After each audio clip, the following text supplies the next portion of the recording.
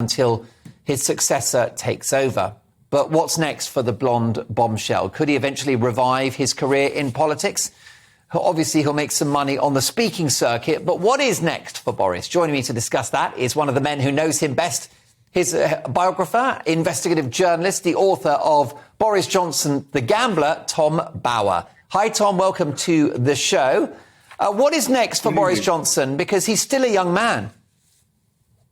Well, I think the next thing is for him to write his memoirs, which will be a bestseller for sure. I think the problem he faces is how candid he's going to be.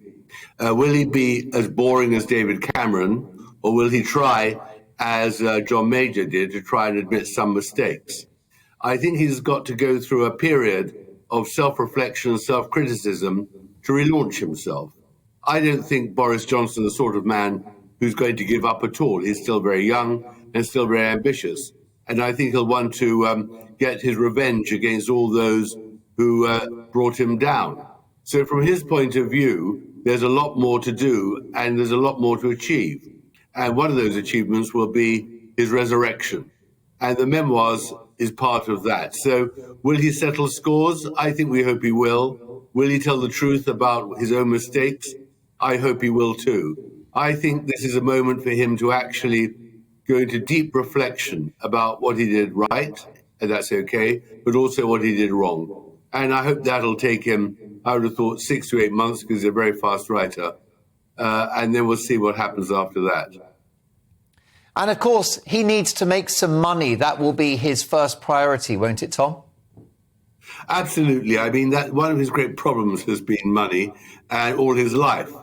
Unfortunately for him, Carrie Johnson, his wife, spent much, much more than they had, not least on the ludicrous redecoration of their home. And now we hear £150,000 tree house for Wilfred. Extraordinary.